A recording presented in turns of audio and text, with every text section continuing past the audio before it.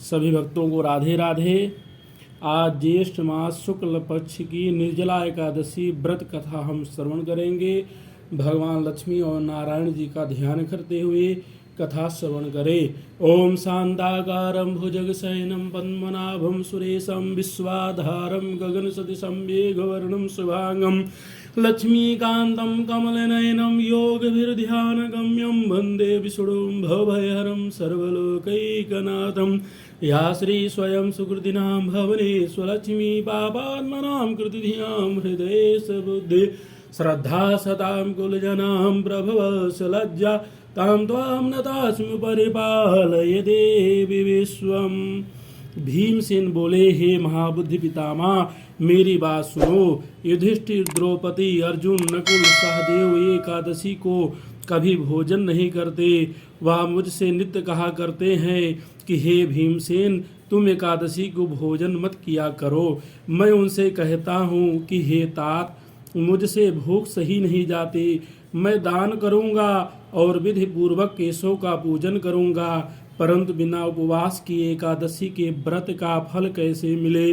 भीमसेन का वचन सुनकर व्यास जी बोले, जो तुमको स्वर्ग अत्यंत प्रिय है और नरक बुरा मालूम होता है, तो दोनों पक्ष की एकादशी को भोजन नहीं करना चाहिए। भीमसेन बोले, हे महाबुद्धे, एक बार भोजन करने से भी मुझसे नहीं रहा जाता, फिर उपवास कैसे करूं। हे महामुने, वृक नाम का अग्नि सदा मेरे पेट में रहती है। जब मैं बहुत सा अन्न खाऊं तब वह शांत होता है। हे महामुने, मैं एक उपवास कर सकता हूँ जिससे स्वर्ग मिल जाए। उस एक व्रत को मैं विधि पूर्वक करूँगा, इसलिए निश्चय करके एक व्रत बतलाइए जिससे मेरा कल्याण हो। व्यास जी बोले, नराधिप, तुमने मानव धर्म और वैदिक धर्म सुना है, परंतु कलयुग में उन धर्मों को करने की शक्ति मनुष्यों में नहीं है। सरल उपाय, थोड़े धन और कम परिश्रम से महाफल प्राप्त होने की विधि मैं तुमसे कहता हूँ, जो कि सब पुराणों का सार है।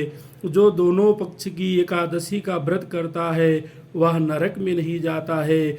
व्यास जी का वचन सुनकर भीमसेन पीपल के पत्ते की तरह कांपने लगे और डर कर बोले, हे पितामह, मैं क्या करूं?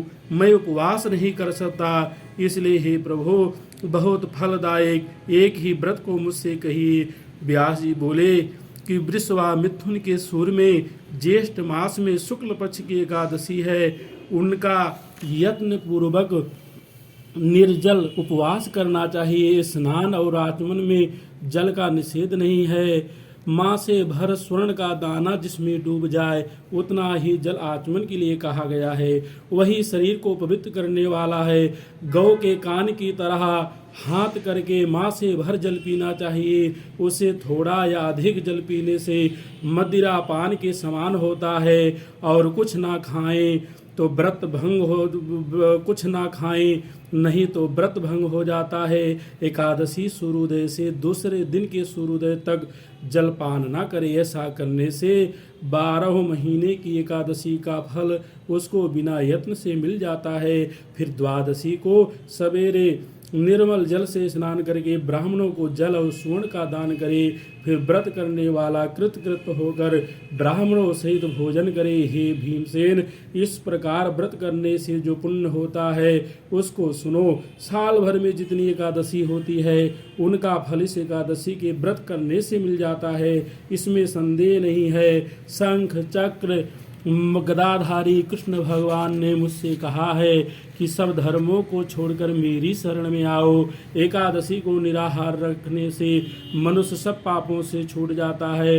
कलयुग में द्रव्य दान से शुद्धि नहीं होती है, स्मार्त संस्कार से भी सद्गति नहीं होती। इस दुष्ट कलयुग में वैदिक धर्म भी कहाँ है। हे वायुपुत्र, बार बार विशेष क्या कहूँ। दोनों पक्ष की एकादशी में भोजन न करें।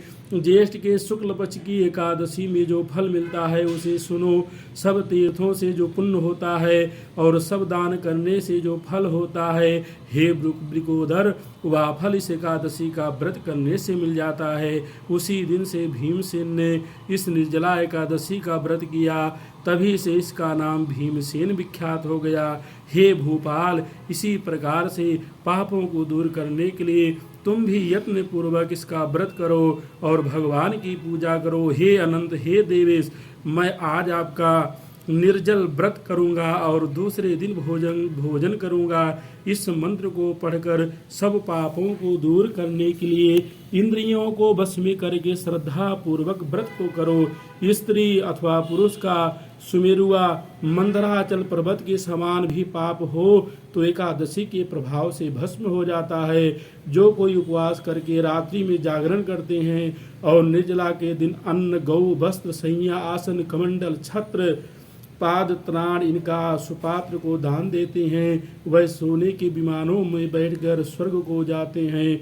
मनुष्य को सूर्य भक्ति से इस कथा को सुनने तथा कहते हैं, वह दोनों निस्संदेह स्वर्ग को जाते हैं। मनुष्य को सूर्य ग्रहण में श्राद्ध करने से जो फल मिलता है वह इससे सुनने वालों को मिलता है।